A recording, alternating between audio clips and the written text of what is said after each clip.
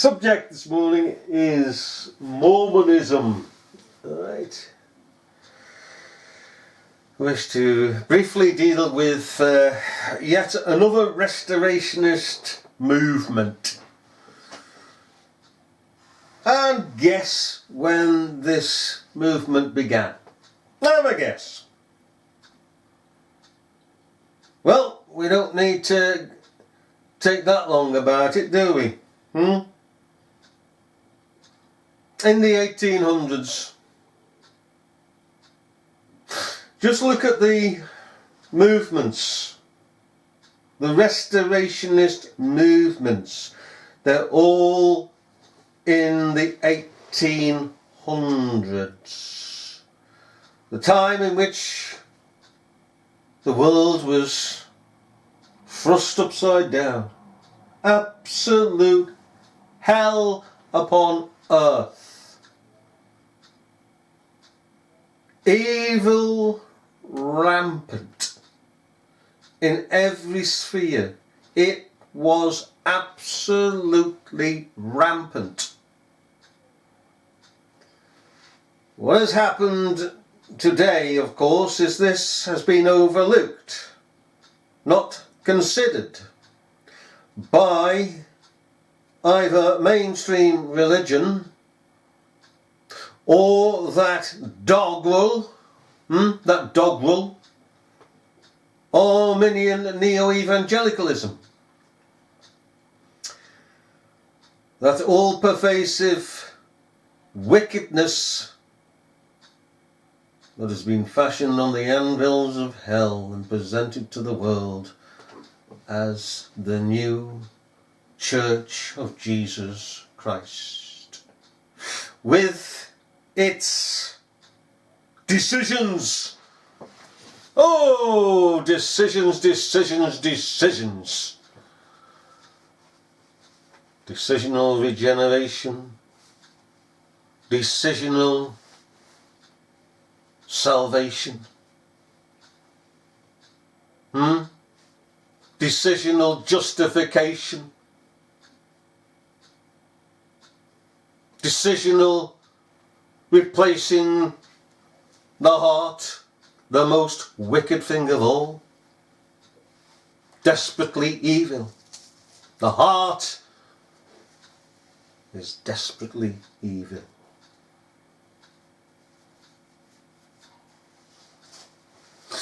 God is above all things wicked and desperately evil. Evil, evil continuously.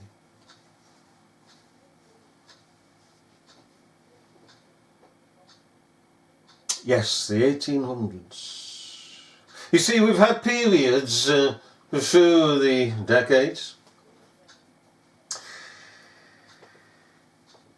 when things have altered and things have been presented. Now, we had the period of the Reformation up until the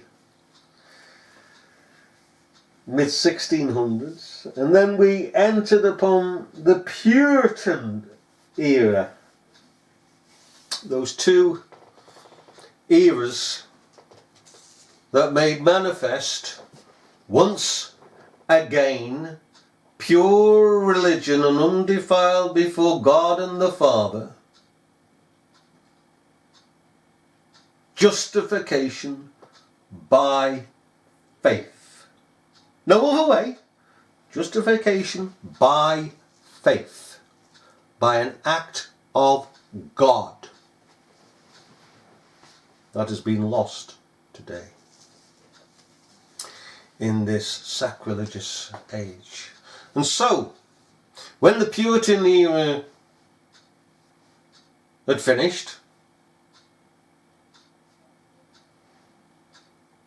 just after the beginning of the 1700s, then came along neo-evangelicalism. That started to grow.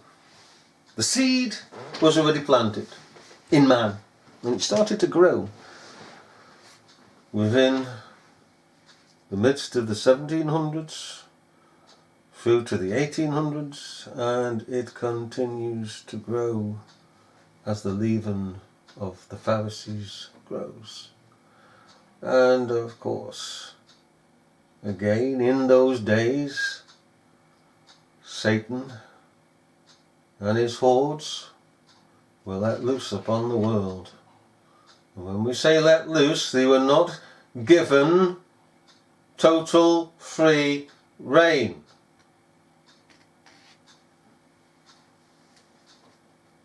The devil isn't free. Millennialists say, and we'll come to Mormonism in a moment because this is all concerning with Mormonism. The millennialists say that the devil shall one day be set free. How wicked is that? The only persons that are set free are the children of God. All evil is chained. All evil is managed, chained, restrained, restricted, under the power and the authority of Jesus Christ. Let's not listen to the blackguards out there, the Arminians, these wicked people. And sadly there are some children of God, young children of God, have been captured by those blackguards because the pulpits are dead. For the most part. There's one here, there's one there. God is reserved unto him those who are teaching sound doctrine and giving a warning from the ramparts and the towers and the walls of Jerusalem. Just how things work in this world.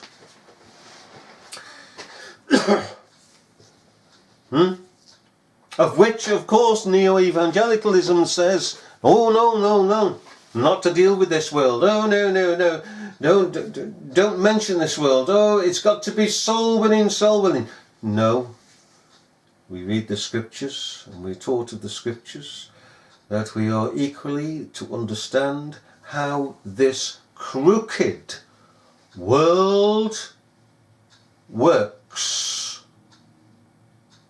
This world that lieth in wickedness. All this has been lost. And there's only three persons that have never been held in bondage, and that's God, Jesus Christ, and the Holy Spirit. We that believe are those set free from the prison house of sin and death. Set free. And there are those that are coming along who have equally been set free. Because they are the seed of Jesus Christ. One seed. And there's the seed of Satan.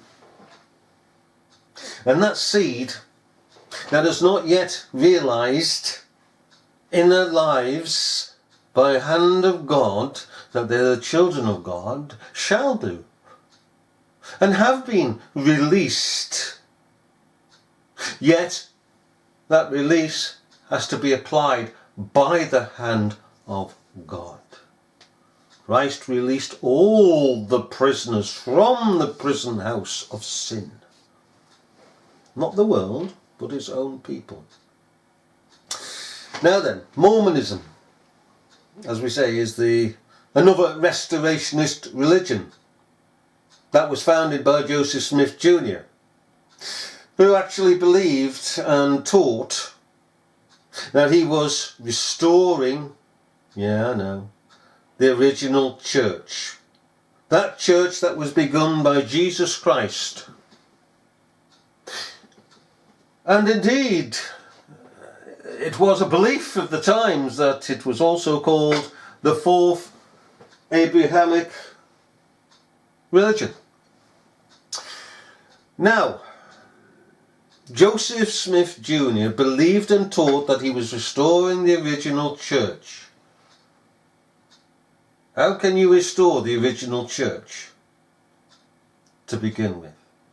The church began in eternity, in the Lamb's Book of Life. That's the church. The congregation of the righteous, of the holy, of the justified. In eternity, before man ever came into being, before anything came into being. The church was there. She was pure, perfect before God, and she still is. But you see, carnal, wicked people like Joseph Smith and the rest of them look upon the church as a physical body of people. It's true that where the people of God, true people of God, are gathered together, there Christ is in the midst. But it's still spiritual. The church is spiritual. It is the New Jerusalem. It is the Zion of God. It is the bride of Christ. She is spiritual. Her children are spiritual. You can't restore that which is spiritual from out of eternity, because eternity is eternity. And eternity is without sin. Time was affected by sin. Sin came in time. It did not come in eternity. Eternity knows nothing, absolutely nothing about sin.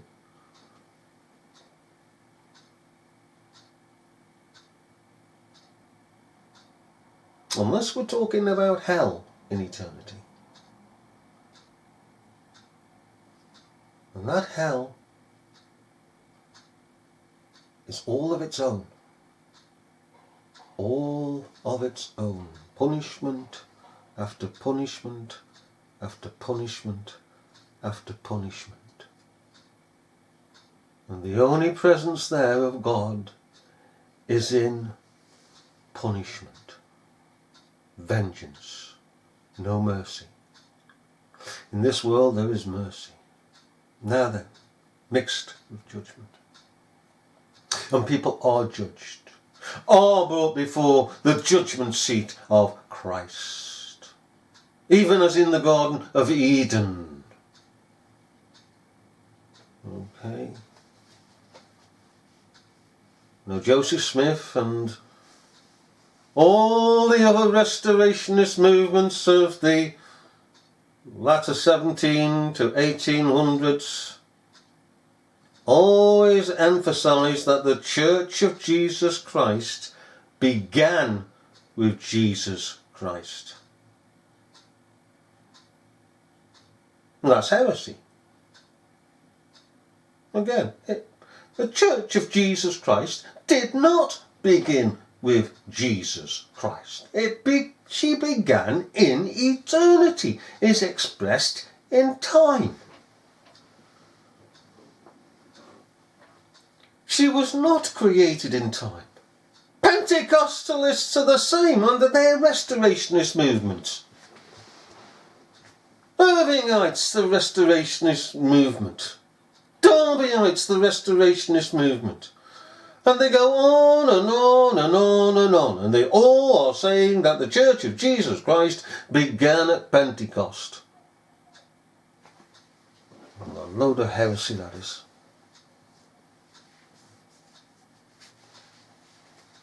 But then, they are yet carnal. They do not belong to the Church of Jesus Christ. Otherwise they would be expressing as we express, because we belong to the Church of Jesus Christ. We are the expression of the Church of Jesus Christ, that we came out of eternity in the mind of God. In the Lamb's Book of Life, the Lamb slain from the foundation of the world for those in the Lamb's Book of Life. One goes with the other. He was not slain for the works, the books of the works that were there. Oh, come on now. There's a Lamb's Book of Life, and what else is there? There's the Book of Works.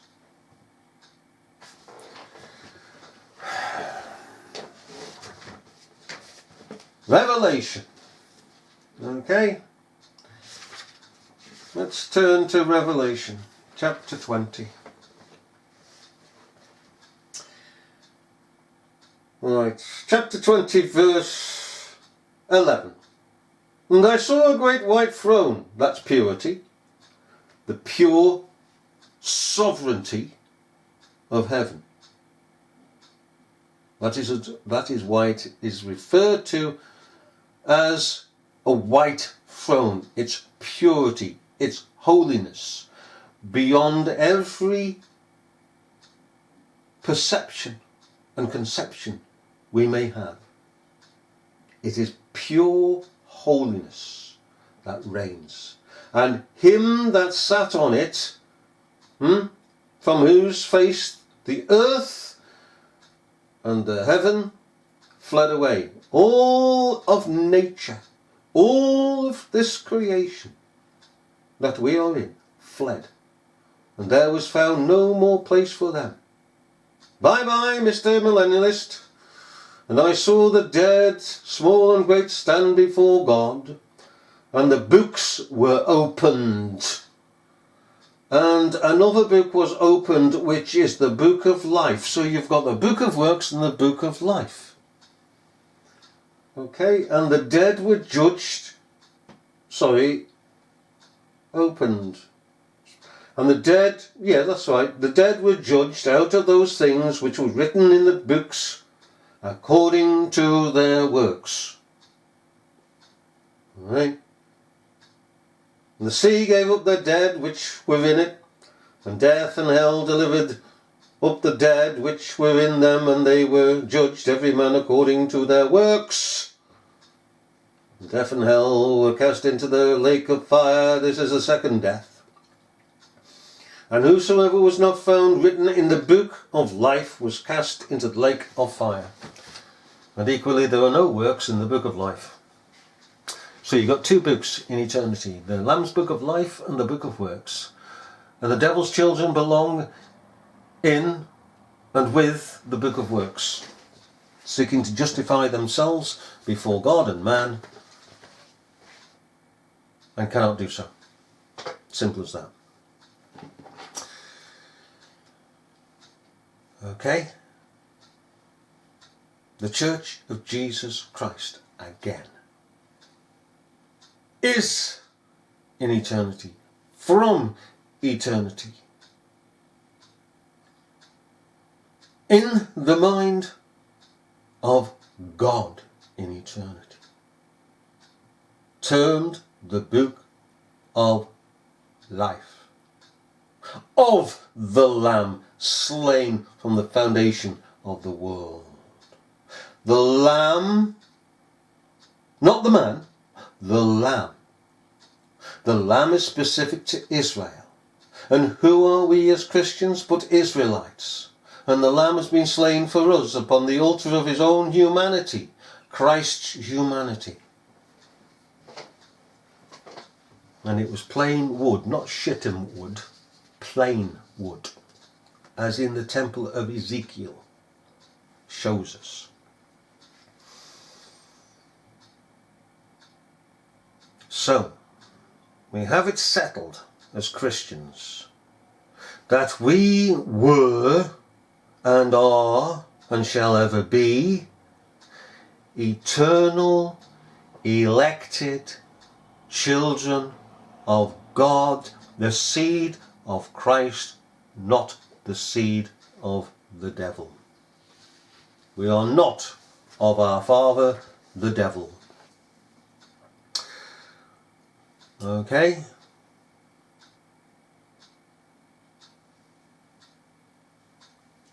Now, Joseph Smith Jr., when he was 14 years of age,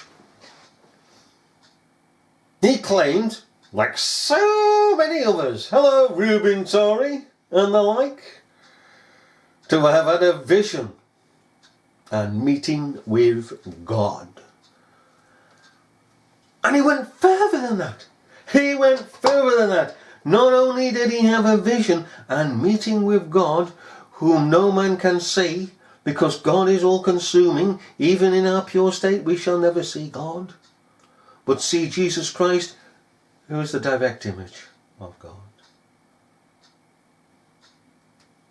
He said he met with God and Jesus Christ and angels in a wood outside New York. Now you tell me something. You tell me something. Okay, have you got a Polaroid by any chance? Eh? Or a slide?